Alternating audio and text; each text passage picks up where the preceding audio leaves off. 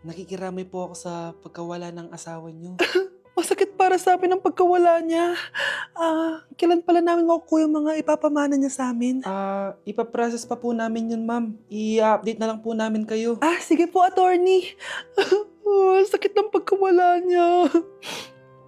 Nay, tignan mo, may medal ako. Ano namang paki ko dyan? Di ka ba proud sa akin? Hindi. At wala akong paki sa'yo. Iniwan ka na ng tatay mo, di ba? Kaya pwede ka na umalis dito. Bakit ka ba ganyan sa akin, Nay? Huwag mo nga akong matawag-tawag na nanay dyan. Kadiri. Hindi kita anak. Ang nanay mo, wala na. Malandi kasi. Nay, gutom na ako. Ay, gutom na baby ko. Wait lang, mag-order ako ng steak for you, ha? Yay! Steak, my favorite! Ampun lang pala ako. Nasaan na yung totoo ko, nanay?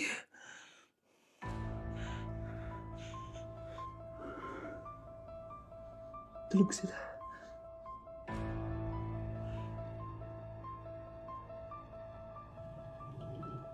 Nasaan na yun? Ito ba si nanay? Sino ba ito tumatawag na to? Muntik na yun. Attorney? Hello, ma'am. May update na po sa ipapamana ng namatay niyo pong asawa. Sige. Punta ka dito sa bahay. Sa wakas, ito na yung araw na pinakahihintay ko. Hoy, ikaw! Pag dumating dito si attorney, magtago ka. Hindi niya pwede malaman na may isa pang anak ang asawa ko. Sige po. Ma'am, nakuha na po namin yung last will and testament ng asawa niyo. Ang nakasulat po dito ay, ang 50% ng kayamanan niya ay mapupunta po sa inyo. Mali ata yan, attorney. Dapat 100% ang mapupuntang kayamanan niya sa amin. Kami lang ang pamilya niya eh. Bali ma'am, ang nakasulat po kasi dito ay ang isang 50% po ay mapupunta sa isa niyang anak. Ano? Baka yan yung isa naming anak na nawala. Oo, sa amin na lang yan. Ako ang isa pang anak ni Ramon. Bagsak ako. Lagot ako neto sa nanay ko. Bakit 3/50 lang to? Bagsak ka din, Bes? Oo. Bagsak tayong dalawa? Ba't parang masaya ka pa? Okay na ako. Akala ko kasi ako lang bagsak eh. Tsaka papel lang naman to. Okay na din pala ako. BFF goals talaga tayo. Yes! Tara na nga sa kantin, Bes. May chichika pa ako sa'yo. Nakita mong nagagalit ang iyong nanay, ano ang gagawin mo? A. Magagalit din at lalayas ng bahay? B. Susunod na ito sa utos niya para hindi na magalit? C. Sasabihing buntis ka at magkakaapo na siya? O D. Sara Geronimo? Dala. Day 1 sa Pinas! So kakauwi lang namin galing Japan, 2 linggo din kami doon. At December 12 ngayon, alam nyo ba kung anong meron? Pag nahulaan nyo, di pwede na kayo maging manghuhula. Mali! 59th monthsary kasi namin ni Honey Bunch, tapos nag-request ako na kumain kami sa labas. Kaya naman, tara, ayain na natin siya. Honey Bunch, excited ka na ba? Huy! What? Ano ba? Ano problema mo? Gutom na ako! O tara na, kumain na tayo. Let's go! Guys, nag-aabordo na tong kasama ko kaya kumain na tayo. Tara na! Dito nga namin napiling kumain sa Chili's. Nag-crave kasi kami na something new pero sobrang sarap. Ito nga pala yung mga in-order namin, yung baby back ribs. Sabi ko parang ang sarap nito, itong fajitas. Tapos sabi ko kuha din tayo ng dessert, yung high and mighty pie. Unang napansin ko yung ganda ng ambience ng store nila. Habang sineserve nga yung mga pagkain, ayan no, sobrang saya na ni Honey Bun. Tululaway talaga mga be. Kita niya naman na sobrang tender at humihiwalay na talaga yung meat sa buto. Grabe, unang kagat ko pa lang, heaven na. Tignan ko na lang kung magreklamo pa tong isa. Next naman namin tinry itong fajitas. Nirarap pala to guys. Ilalagay mo lahat yan, tapos maglagay ka ng sauce, tapos sabay-sabay mo kainin. Nung kinain ko to, iba-iba yung nalalasahan ko pero ang sarap ng combination. Hindi na nga rin nagpahuli tumikim to si Honey Bunch. Tignan niyo naman yung reaction niya. At sinerve na nga itong high and mighty pie. Grabe, tignan niyo naman. Nung tinikman ko siya, para siyang ice cream, tas meron din siyang peanut sa loob at chocolate. Grabe talaga to, parang bata oh. Kailangan pang subuan. Grabe guys, sobrang busog na ako. Guys, kasama namin yung anak namin, oh. Masarap ba yung kinain mo? Loaded na nga ako, may baby na ako. Sinong baby? Hello? Hala. Lagot. O ano, di ka nagalit, di ka nagutom? Hindi na.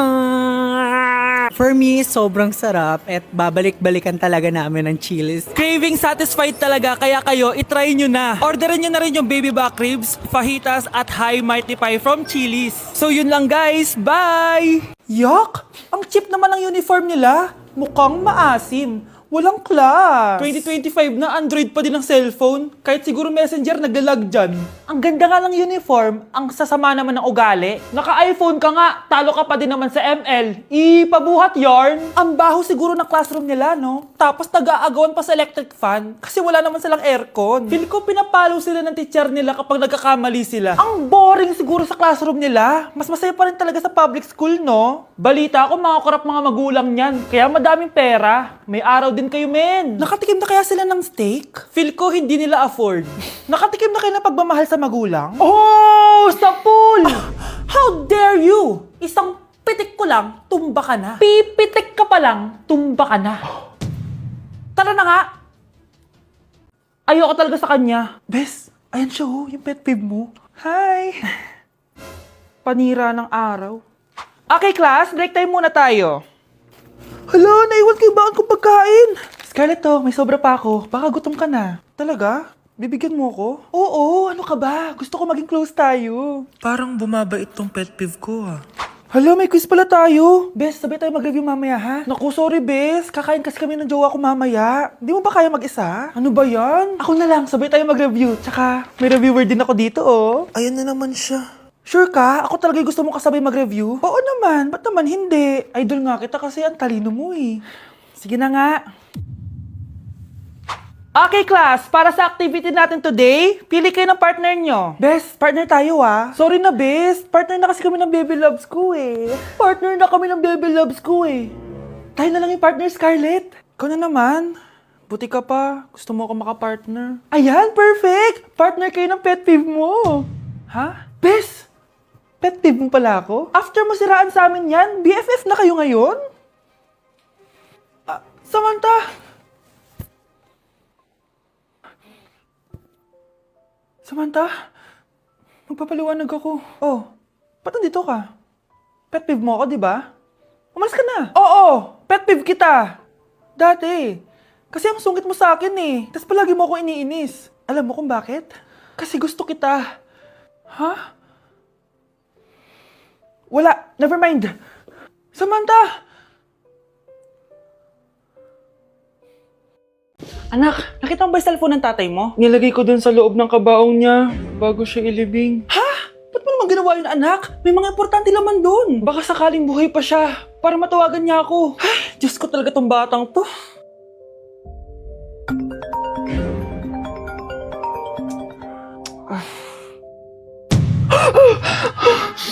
Matawag si tatay.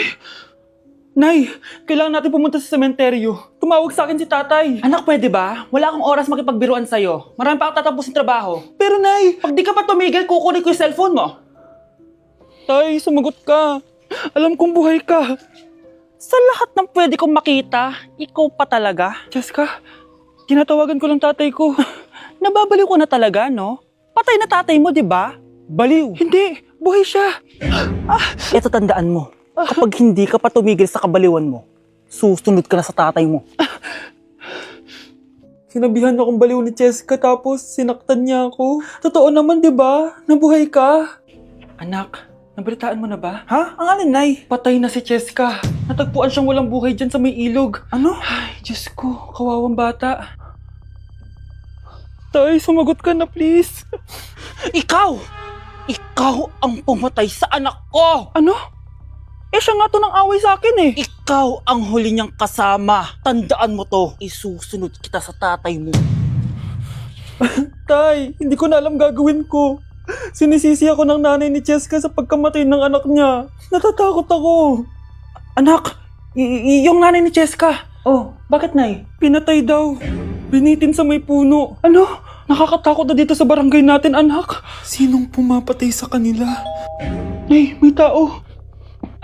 Sino po sila? Magandang araw po. Ako po si Detective Jason. Ako ang may hawak sa investigation case sa pagkamatay ni Cheska at ng kanyang nanay. Bakit kayo nandito? Dahil dito.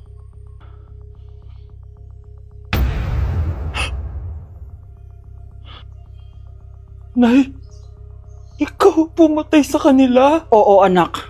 Narinig ko lahat ng mga sumbong mo sa tatay mo. Cellphone ni tatay. Pinangako ko sa tatay mo bago siya mamatay na poprotektahan kita. Kahit makapatay man ako ng tao. Sumama ka sa akin, ma'am, para ma-interview ka namin. Tandaan mo to, anak. Kahit nasa kulungan ako, poprotektahan kita. Tumawag ka lang. Gusto mo ba talaga ako makilala, Scarlett? Oo! Dahil hindi ako matatahimik! Magkita tayo malapit sa puno ng mangga. Ako ikaw, Scarlett. Galing ako sa future. Paano? Paano nangyari yun? Basta, Scarlett, ayusin mo yung mga desisyon mo sa buhay, ha? Sige na, baka mahuli pa ako ng mga humahabol sa akin. Sandali! Sino humahabol sa'yo? Sino ba yung humahabol sa kanya? May mangyayari ba masama bukas? Bakit di pa siya tumatawag sa akin? Nay, si Biana po, pumasok sa school. Gumala daw kasama yung mga kaibigan niya. Tumatawag? Hello? Si Scarlett po ba to? Kaibigan po to ni Brianna. Nakidnap po siya kanina. Hindi ko po alam anong gagawin. Tulungan niyo po kami. Sinakay po siya sa van. Nay! Si Brianna! Nakidnap! Diyos ko! Anong gagawin natin, anak? Bakit tayo mo sumagot? Sabihin mo sa akin anong gagawin ko? Nay! Nay! Saan pumunta si nanay? Scarlett, dyan ka lang ha. Pupuntahan ko yung mga kidnapper. Napakadelikado naman ang ginagawa mo, Nay! Diyos ko, anong gagawin ko? Hello? Buti naman tumawag ka na. Alam mo, kasalanan mo lahat to eh. Kung pinaalam mo sana na makikidnap si Brianna, hindi sana pinigilan ko siya. Scarlett, may malaki tayong problema. Nasa bahay niyo yung humahabol sa akin. Magtago ka na. Scarlett! Nay! Oo, Scarlett. Galing ako sa future. Ikaw ba yung humahabol sa isang Scarlett? Hindi ko na siya kailangan.